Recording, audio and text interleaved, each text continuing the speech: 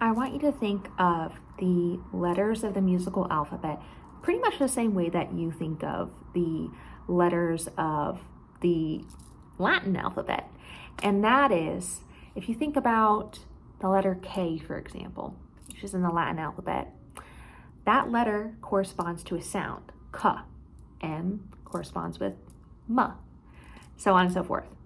Well, for the letters of the musical alphabet, each of those corresponds to a pitch. So what we need to learn next is how can we find the keys on the keyboard or on the piano that can produce the pitch that syncs up with the pitch that that letter stands for, okay? When we're first looking at the keyboard, it can look really intimidating, but there are patterns in the keyboard that if we learn those simple patterns, they will really help us get our bearings and figure out where we are. The first thing I always point out to people is we have these groups of black keys. We have 2, then we have 3, then 2, then 3, so on and so forth, okay? So what I will often do is I will often use stickers to visually show this to students. So now I've put my stickers up and down the keyboard, and you'll notice I've put these blue sticky notes on the groups of 3, and I've put these little pink tabs on the groups of 2. So you can see there's a predictable pattern. We have 2, then 3, then 2, then 3, then 2, then 3. This is an activity you can do at home with some sticky notes to help you better visualize the pattern that's going on here. The first note that I usually teach students how to find is actually not A. Usually I'll teach them how to find D first, and this is why. To find D, we find these 2 black keys, and D is this white key that's right in the middle.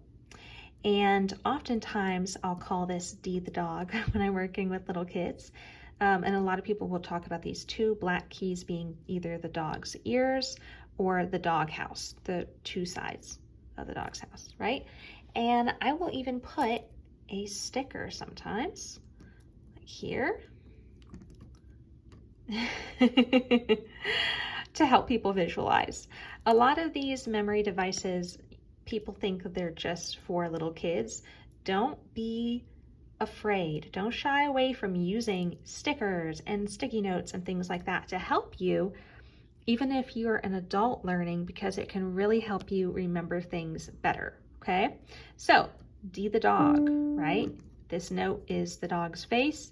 We got the 2 ears. So that's the first key that I teach people how to find.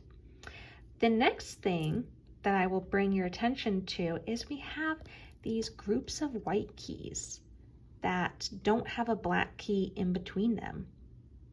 Okay, here's another group. So sometimes people will call these groups buddy notes because they're right next to each other and there's no black key in between.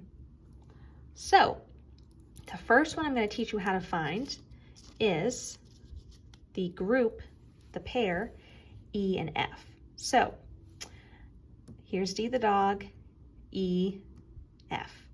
To find these, we're going to have the 2 black keys on the left side and the 3 on the right. Okay? E, F, E. Okay, easy enough, right? Now the second group over here, we have the trio on the left and we have the duo on the right. And here we have B, and there we have C. B, C, B, okay? Now also, if we have D the dog as our anchor note, that can also help us find these notes because we know if it is going towards the right side of the piano, we are going up. D, E, F. We're going the right way. If we're going the left way, we have to count our notes backwards. So D,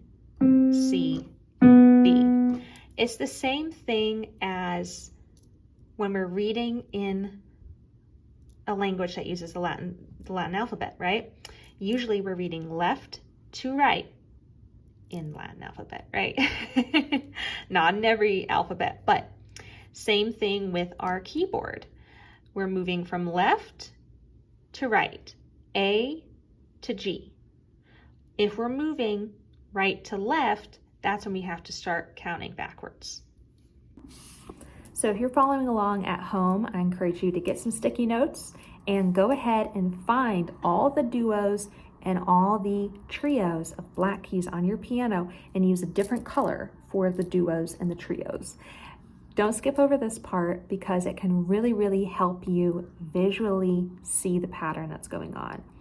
Then I want you to find something, could be a sticker, it could just be a little object, and I want you to find your D the dog note.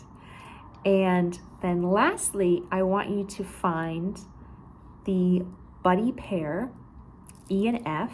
Remember, they're gonna be in between the duo of black keys on their left and the trio of black keys on their right. Then find B and C. B and C is flipped.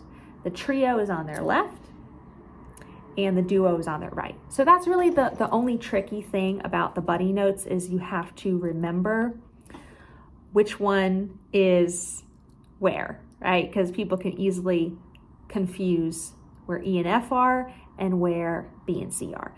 But if we know where D the dog is, we can use that as our point of reference because we know if here's D the dog, then if we're moving to the right, we're going forward in the alphabet, E, F. If it's to the left of D the dog, we have to move backwards in our alphabet.